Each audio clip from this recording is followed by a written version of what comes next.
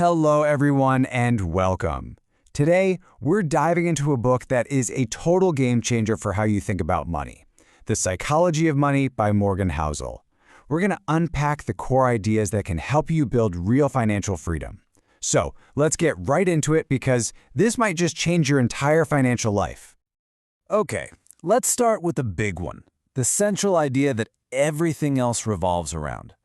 Housel says the single greatest reason people struggle with money isn't bad luck or a low salary or even not being smart enough. Nope, it's something way more personal. It's that deep human need to look around and see how we're doing compared to everyone else. So that's the big question, right? If this is just baked into our DNA, how in the world do you escape it? How do you stop playing that game and start playing one you can actually win? Well, that's exactly what we're here to figure out. First things first, we have to know what we're actually fighting against. You see, most of us think we know what the problem is, but we're usually aiming at the wrong target. This right here gets to the absolute heart of it. We tell ourselves a story that the problem is external. I just have bad luck, or my boss doesn't pay me enough. But what Housel argues is that the real battle is happening inside our own heads. The real issues are our expectations that just keep growing, that constant social comparison, and of course, our own day-to-day habits. And here's why this is so much harder today than it's ever been. Think about it. Your grandparents compared their lives to the neighbors down the street. That was their world. But you were comparing your regular, everyday life to the perfectly curated highlight reel of literally everyone on the planet, all delivered by an algorithm that is designed to make you feel like you're falling behind. It is a game that is mathematically impossible to win. All right, let's get into a distinction that is so simple but so profound.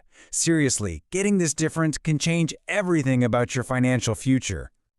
Being rich is loud. It's visible. It's the high-paying job, the fancy car in the driveway, the expensive watch. It's money you spend to show other people how much money you have.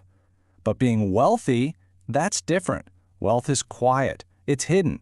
It's the money you haven't spent. It's the investments in your account that are buying you options, freedom, and control over your own time. True wealth is what nobody sees. And here's the funny thing about trying to show people you're rich. Housel tells this great story about when he worked as a valet. Whenever someone pulled up in a super fancy Ferrari, he would admire the car. But he never once thought, wow, the guy driving that car is so cool. Not once. Instead, he'd just picture himself driving it. See, people aren't impressed with you. They're using your stuff as a way to imagine their own desires. Okay, so if the goal is to build that quiet wealth, not the flashy richness, what's the one skill we have to learn? Well, it's probably the hardest one there is. Just think about this for a second. You get a raise at work, and for a little while, it feels amazing. But what happens next? Almost immediately, your desires, your lifestyle expectations, they creep up right along with it. The finish line you thought you were running toward just got moved further down the track. And this is that dangerous treadmill we can all get stuck on. You make more money, but then you expect more, so you end up feeling exactly the same or maybe even more stressed because the gap just got bigger. This is when people start taking huge, foolish risks with their money just to feel like they're catching up. So the emotion we're all actually searching for isn't just more, it's contentment. It's that feeling of, you know what, this is enough. Real happiness isn't about making your reality bigger and bigger. It's about learning to manage your expectations. And that is a game you can actually win. Okay, so we get the psychology. Now for the fun part. How do we actually do this? Let's talk about the incredibly simple, almost kindergarten level simple, tools you need to build that quiet, hidden wealth we've been talking about. I love this reframe so much. We tend to think of saving as depriving ourselves, as not getting something today. But that's all wrong. Saving is actually you buying something amazing for yourself right now. You're buying a piece of your own future. Every single dollar you put away is another little piece of freedom that belongs to you. So, how do you make it happen consistently? It's simple. First, you have to stop thinking of saving as something you do with leftover money. It's a bill. It's a non-negotiable expense you pay to future you. A great place to start is the 10% rule. Just save a tenth of whatever comes in. But here's the most important part. Automate it. Set up an automatic transfer the day you get paid. That way, you take your own emotions and your bad habits out of the equation completely. Now, once you have that saving habit down, where does the real explosive growth come from? Well, look at this number, 99%.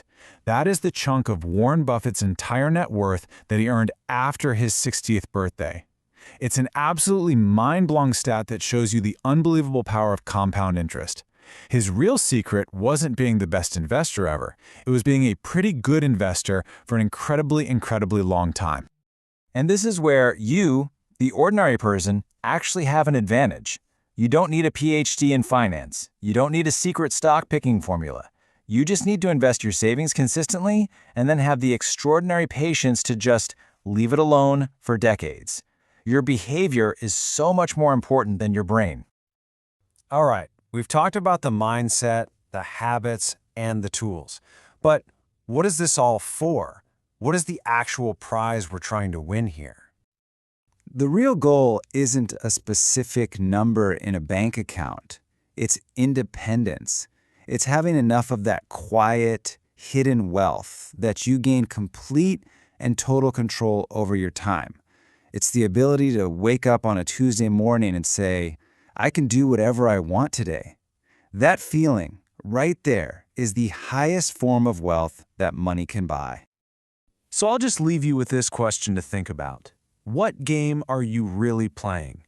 Are you playing the social comparison game, trying to impress people who aren't even really watching? Or are you playing the independence game, slowly, patiently, buying back control of your own life? And really, that's what it all comes down to. Money is just a tool. That's it. The whole point is to use that tool to build a better life for yourself, one that's full of freedom and contentment, not to use it as a ruler to see how you measure up against everybody else.